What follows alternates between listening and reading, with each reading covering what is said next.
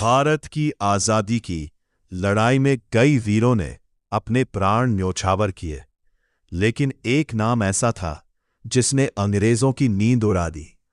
वो नाम था सुभाष चंद्र बोस। लोग उन्हें प्यार से नेताजी कहते थे।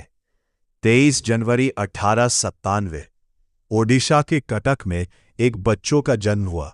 नाम रखा गया सुभाष चंद्र बोस।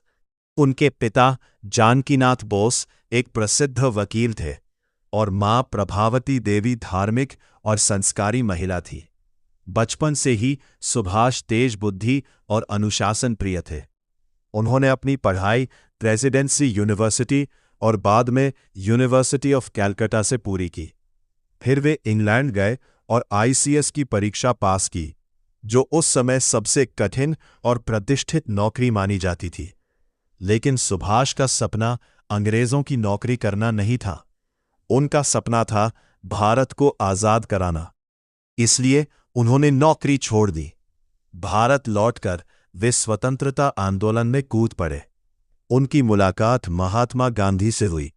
वे इंडियन नेशनल कांग्रेस में शामिल हुए। उनकी सोच जोशीली और आक्रामक थी। वे मानते थे कि आजादी भीख में नहीं मिलती, उसे छीनना पड़ता है। 1938 में वे कांग्रेस के अध्यक्ष बने, लेकिन धीरे धीरे उनके विचार गांधी जी और कांग्रेस के कुछ नेताओं से अलग होने लगे। नेताजी तुरंत और सशक्त संघर्ष चाहते थे। मतभेद इतने बढ़े कि उन्होंने कांग्रेस छोड़ दी और फॉरवर्ड ब्लॉक की स्थापना की। अंग्रेज उनसे डरने लगे। उन्हें नजरबंद कर दिया गया, लेकिन नेताजी हार मानने वालों में से नहीं थे। 1941 की एक रात वे भेष बदलकर भारत से निकल पड़े, कभी मौलवी बनकर तो कभी पठान बनकर। वे अफगानिस्तान होते हुए जर्मनी पहुंचे।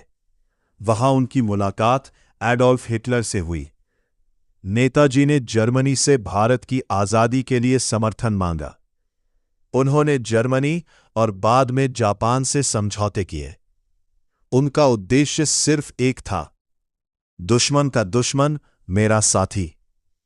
फिर नेताजी दक्षिण पूर्व एशिया पहुंचे और वहां उन्होंने बनाए इंडियन नेशनल आर्मी, जिसे आजाद हिंद फौज भी कहा जाता है। उनका नारा पूरे भारत में गूंज उठा, तुम मुझे खून दो, मैं तुम्हें आजादी दूंगा। 1944 में आजाद हिंद फौज ने भारत की सीमा पर हमला किया। इम्फाल और कोहिमा की लड़ाइयों में अंग्रेजों को कड़ी चुनौती मिली। हालांकि संसाधनों की कमी और जापान की हार के कारण यह अभियान सफल नहीं हो पाया, लेकिन नेताजी ने अंग्रेजों के दिल में डर पैदा कर दिया था। फिर आया 18 अगस्त 1945। खबर आई कि ताइवान के पास एक विमान दुर्घटना में नेताजी की मृत्यु हो गई, लेकिन आज भी उनकी मौत एक रहस्य बनी हुई है। कई लोग मानते हैं कि नेताजी जीवित थे और एक दिन वापस आने वाले थे। नेताजी केवल एक व्यक्ति नहीं थे, वे एक ज्वाला थे, एक ऐसा सपना जिसने करोड़ों भारतीयों के दिल में आजादी की आग जलाई। और आज भी जब देशभक्ति की बात होती है तो एक आवाज गूंजती है, जय हिंद। क्योंकि कुछ लोग इतिहास में दर्ज होते हैं और कुछ लोग इतिहास बदल देते हैं। नेताजी सुभाष चंद्र बोस उन लोगों में से थे जिन्होंने इतिहास बदल दिया।